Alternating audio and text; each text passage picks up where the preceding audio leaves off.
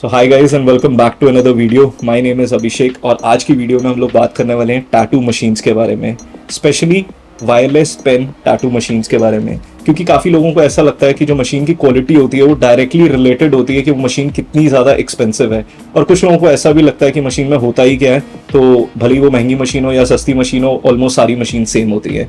सो हम ट्रुथ के बारे में बात करेंगे कि मशीन के अंदर एक्चुअल में होता क्या है और किस किस कैटेगरी में आप उनको डिवाइड कर सकते हो और आपको कौन सी मशीन लेनी चाहिए। और इस वीडियो के अंदर मैं किसी भी ब्रांड को, किसी भी मशीन को प्रमोट नहीं कर रहा हूँ, किसी तरीके से ये वीडियो स्पॉन्सर्ड नहीं है। हम लोग किसी पर्टिकुलर मशीन के बारे में बात नहीं करने वाले। हम लोग सिर्फ बात करेंगे कि मशीन्स कितने टाइप्स की होती हैं, किस किस कैटेगरी में आप उनको फॉलो अप कर सकते हो और आपके लिए कौन सी एवरेज मशीन लेना बेटर रहेगा। सो इस वीडियो के पर्पस के लिए मैंने मशीन्स को 3 मेजर कैटेगरीज में डिवाइड किया है। लो बजट टैटू मशीन्स जो कि बहुत ज्यादा सस्ती होती है, उसके बाद बजट टैटू मशीन्स जो कि थोड़ी सी इकोनॉमिकल होती है, और एक्सपेंसिव टैटू मशीन्स। अब एक्सपेंसिव टैटू मशीन्स के अंदर भी दो आप कैटेगरीज बना सकते हो, जिसके अंदर होता है एक ब्रांडेड एक्सपेंसिव टैटू मशीन और एक इलॉजिकली ब्रांडेड टैटू मशीन। अब उन दोनों में ज्यादा फर्क नहीं होता है, ज्यादातर फर्क यही बोल सकते हो आपकी एक जो इलॉजिकली एक्सपेंसिव मशीन है उसके अंदर कुछ ज्यादा ही फीचर्स दे दिए जिनकी ज्यादातर टैटू आर्टिस्ट को कोई भी रिक्वायरमेंट नहीं है, और एक ब्रांड नेम एसोसिएटेड है, एक फ्लैशी सा डिजाइन है। इसलिए मैंने इन दोनों मशीन्स को एक ही कैटेगरी में डाला है, एक्सपेंसिव टैटू मशीन्स की। अब इन कैटेगरीज में जितनी भी टैटू मशीन्स आती है उसके अपने प्रोज होते हैं और कॉन्स होते हैं, मतलब उनकी एडवांटेजेस होती है और डिसएडवांटेजेस होती हैं। सो आज की वीडियो में हम लोग उसी बारे में बात करने वाले हैं, लेकिन उससे पहले मैं आपको बताना चाहता हूँ कि एक टैटू मशीन के अंदर एक्चुअल में होता क्या है। अब काफी सारे लोगों को पता होगा और हो सकता है कुछ लोगों को ना पता हो। सो एक जो बॉडी होती है, जो आप वायरलेस टैटू पेन देखते हो, उसके अंदर क्या क्या होता है। सबसे पहले तो एक बैटरी होती है जिससे आपकी जो मशीन है उसको पावर मिलती है। पहले जो मशीन्स आती थी उसके लिए हम लोग एक पावर सप्लाई का यूज करते थे एसी डीसी अडेप्टर के साथ। सो इस मशीन में आपको उन सब चीजों की जरूरत नहीं होती है, डायरेक्टली कंपनी आपको एक इनबिल्ट बैटरी दे देती है। कई केसेस के अंदर आपको अलग से स्पेयर बैटरीज मिल जाती है जिनको आप इंटरचेंज कर सकते हो। इसके अलावा एक मदरबोर्ड सर्किट होता है, उसके साथ बटन्स अटैच्ड होते हैं। सो हम लोगों को सबसे ज्यादा जरूरत होती है पावर ऑन ऑफ बटन की, वोल्टेज अप एंड डाउन के बटन की, और इसके अलावा उसके अंदर एक मोटर होती है जिसके साथ एक नीडल बार अटैच्ड होती है जो कि उसको टू एंड फ्रो का मोशन देती है, और उसके अलावा एक ग्रिप होती है। और इसके अलावा जो नया फीचर आया है that is the frequency mode. एक होता है वोल्टेज मोड और एक होता है फ्रीक्वेंसी मोड। जो वोल्टेज मोड होता है वो बेसिकली आपकी जो मोटर होती है जो मशीन को रन करती है उसके ओवरऑल पावर के ऊपर काम करता है, और जो फ्रीक्वेंसी मोड होता है वो बेसिकली सीपीएस पे काम करता है, साइकिल्स पर सेकंड पे। सो कितना आप उसको स्लो करना चाहते हो तो उससे क्या होगा, आपका जो हिट है वो सेम रहेगा, लेकिन जो साइकिल्स पर सेकंड है, कितनी बार वो ऊपर नीचे जा रही है, सिर्फ वो स्लो होगा। जो हिट होता है मशीन का, जो पावर होती है वो सेम रहती है, लेकिन कितनी साइकिल्स वो पर सेकंड लगाएगी सिर्फ वो कम हो जाता है। ये ज्यादातर यूज होता है अगर आपको पेपर शेडिंग करनी है, आपको डॉट वर्क करना है, कुछ पर्टिकुलर स्टाइल का आपको काम करना है, तो उस केस के अंदर आपको फ्रीक्वेंसी मोड की जरूरत पड़ती है। इसके अलावा एक नई चीज जो काफी ज्यादा मार्केट में चल रही है that is a interchangeable stroke system. ज्यादातर ब्रांडेड मशीन्स का एक फिक्स स्ट्रोक होता है दैट इज अ 3 mm और 3.5 और 4.2। सो अगर आपको एक टैटू बनाना है और आप ऑल पर्पस मशीन नहीं चाहते हो तो आपको अलग अलग ब्रांड्स की या सेम ब्रांड की 2 मशीन्स लेनी पड़ेंगी। That is a fix stroke machine. एक पर्टिकुलरली आपके लिए होगी शेडिंग के लिए और एक पर्टिकुलरली आपके लिए होगी हार्ड लाइनिंग करने के लिए। क्योंकि मार्केट के अंदर इंटरचेंजेबल स्ट्रोक सिस्टम आ चुका है, उससे क्या होता है आप डायरेक्टली स्ट्रोक चेंज कर सकते हो। अब मुझे पर्टिकुलरली ऐसा लगता है कि इंटरचेंजेबल जो स्ट्रोक सिस्टम है वो बहुत अच्छा सिस्टम है, लेकिन एट द सेम टाइम अगर मैं कोई टैटू कर रहा हूं तो मैं बार बार स्ट्रोक्स को चेंज नहीं करूंगा। हाँ, एक मशीन के अंदर अगर आपको ये सिस्टम मिल जाता है तो बहुत अच्छी बात है, आप एक ही मशीन को यूज कर सकते हो लाइनिंग के लिए, शेडिंग के लिए, but at the same time आपको अपने हाथ को स्टेबलाइज करना पड़ेगा। बेसिकली आपके हाथ को हैबिट होनी चाहिए कि आपको कितना सॉफ्ट जाना है और कितना हार्ड जाना है। इस तरीके से क्या होगा, आप एक ही स्ट्रोक के साथ लाइनिंग भी कर सकते हो और शेडिंग भी कर सकते हो। तो काफी लोगों को ऐसा लगता है कि जो एक ब्रांडेड टॉप नॉच मशीन होती है अगर आपने वो ले ली तो आपका सारा पर्पस सॉल्व हो जाएगा। ऐसा पर्टिकुलरली जरूरी नहीं है। फॉर एग्जाम्पल ये एक ब्रांड है जिसकी मेरे पास 3 मशीन्स थी, ठीक है। आज तक 2 मशीन्स बिल्कुल सही चल रही हैं, वारंटी पीरियड 1 साल का होता है, और 13th मंथ में उस पर्टिकुलर ब्रांड की, और माइंडेड बहुत रिप्यूटेड ब्रांड है वो, उसका जो पेन था वो खराब हो गया 13th मंथ में। क्योंकि वो खराब हो गया और मुझे अगर उसे जर्मनी भेजना है ठीक करने के लिए, उसमें कॉस्ट आ रही थी अप्रोक्सीमेटली 10 to 11,000 की। अब वो ऑलरेडी मशीन के ऊपर मैं 40,000 स्पेंड कर चुका हूँ जब मैंने वो परचेज करी थी। जैसे ही उसका वारंटी पीरियड खत्म हुआ मेरे को एक अलग से एडिशनल कॉस्ट देनी पड़ रही थी क्योंकि मुझे उसको रिपेयर करवाना था। सो आज भी मैंने वो मशीन ऐसे ही रखी हुई है और मैं उस मशीन को यूज नहीं कर सकता। अब डेफिनेटली मैं चाहूँ तो मैं उसको जर्मनी भेज सकता हूँ, दोबारा से उसे रिपेयर करवा के मंगवा सकता हूँ, बट मुझे पर्सनली ऐसा लगा क्योंकि मैंने इतना ज़्यादा इन्वेस्ट किया था, मैं उस मशीन पे दोबारा इन्वेस्ट नहीं करना चाहता, बिकॉज वारंटी तो वॉइड हो चुकी है, अब मेरे को दोबारा तो वारंटी मिलने नहीं वाली। So there is no point कि मैं उस मशीन के ऊपर और पैसे लगाऊं। सो लेट्स टॉक अबाउट पहली category, that is the low budget tattoo machines.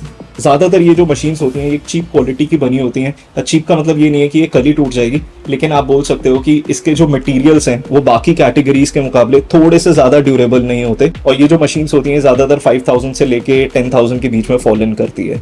इनका जो प्रिसिशन होता है वो भी थोड़ा कम होता है। इनका जो स्ट्रोक होता है, जो हिट होती है, वो इनकंसिस्टेंट होती है। मतलब कभी आप इससे टाटू बनाओगे बहुत अच्छा टाटू बन जाएगा, और कभी कभार आप टाटू बनाओगे तो आपको ऐसा लगेगा स्वेलिंग ज्यादा हो रही है, रेडनेस ज्यादा हो रही है। अब ज्यादातर लोग ये वाली टाटू मशीन इसलिए खरीदते हैं क्योंकि इसका प्राइस बहुत ज्यादा अट्रैक्टिव होता है। इसका जो डिजाइन है वो भी इतना फ्लैशी बनाया जाता है, और अगर आप कंपेयर करो तो उसका प्राइस इतना ज़्यादा अच्छा दिया होता है कि बंदे को लगता है यार 10,000 रुपीज़ की मशीन है, मेरे को ले लेनी चाहिए। But at the same time आपको ये भी सोचना चाहिए कि जो टाटू मशीन आप ले रहे हो उसकी क्या रेपुटेशन है मार्केट के अंदर, वो क्या ब्रांड है, बाकी कौन से आर्टिस्ट उस मशीन को यूज़ करते हैं, और उसकी आफ्टर सेल सर्विस कैसी है।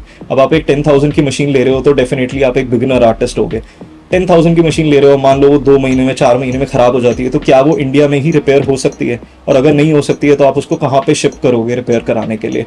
ऐसा ना हो कि आपने एक मशीन ली 10,000 की और वो 3-4 महीने में खराब हो गई और अल्टीमेटली फिर आपको बस उसको एक ड्रॉर में रखना पड़ेगा। सो दूसरी कैटेगरी जो आती है that is a good quality budget economical tattoo machine. नाम से ही पता चल रहा है इकोनॉमिकल होगी, मतलब अप्रॉक्सीमेटली ये फॉल इन करती है 15,000 से लेके 25,000 की रेंज के अंदर। इंडियन ब्रांड की भी हो सकती है, फॉरेन ब्रांड की भी हो सकती है। जो पार्ट्स यूज करे होंगे वो काफी अच्छे पार्ट्स होंगे, ड्यूरेबल होंगे। आप लगभग मान के चल सकते हो ये मशीन 1 साल से लेके 5 साल तक कहीं नहीं जाने वाली है, क्योंकि इस मशीन पे भी रिसर्च करी होती है। जो बजट टैटू मशीन होती है वो कंसिडर ही ये करके बनाई जाती है कि वो अफोर्डेबल होनी चाहिए, एट द सेम टाइम वो एक अच्छा काम करे। उसका प्रिसिशन अच्छा होना चाहिए, उसका हिट अच्छा होना चाहिए, उसका हीलिंग रिजल्ट अच्छा होना चाहिए, उसकी जो ड्यूरेबिलिटी है वो अच्छी होनी चाहिए, at the same time after sale service भी होनी चाहिए।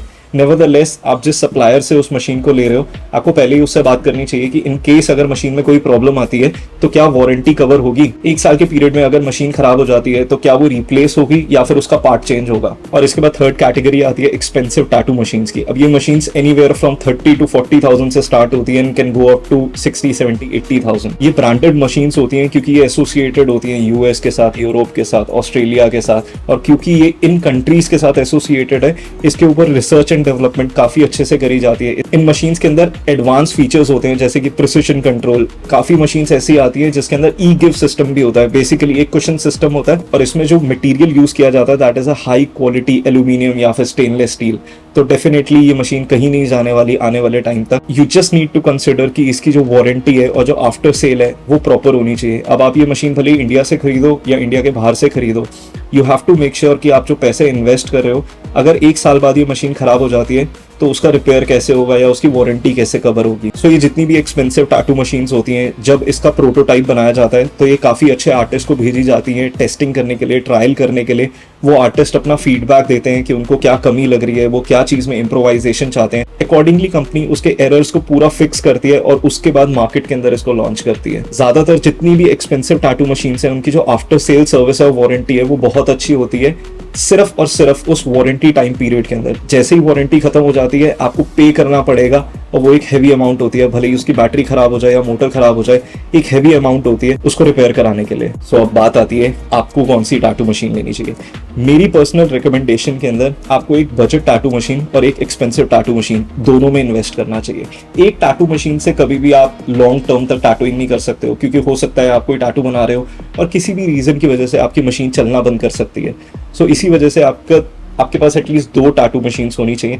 और मेरी पर्सनल व्यू पॉइंट के अंदर एक एक्सपेंसिव और एक बजट टैटू मशीन। इनिशियली आप एक बजट टैटू मशीन से स्टार्ट कर सकते हो, लेकिन जैसे ही आपको लगे आपके पास इनकम का फ्लो आने लग गया है तो डेफिनेटली आप एक branded reputable expensive tattoo machine में इन्वेस्ट करो। इससे आपके काम में मोटिवेशन आएगी, आपको भी एक अच्छी फीलिंग आएगी। But at the same time अगर आप टैटू में बिल्कुल नए नए आए हो तो डेफिनेटली आप एक low budget cheap tattoo machine भी परचेज कर सकते हो, सिर्फ प्रैक्टिस करने के लिए या इनिशियल 2-3 महीने के लिए। लेकिन उसके बाद डेफिनेटली आपको शिफ्ट करना चाहिए बजट टैटू मशीन के अंदर, जो कि काफ़ी ज़्यादा इकोनॉमिकल होती है। और उसके बाद अगर आपका बजट अलाउ करता है तो आपको एक्सपेंसिव मशीन में भी इन्वेस्ट करना चाहिए। सो ऐसा बिल्कुल भी नहीं होता है कि अगर आप एक्सपेंसिव मशीन लोगे तभी आप उससे अच्छे टैटू बना सकते हो।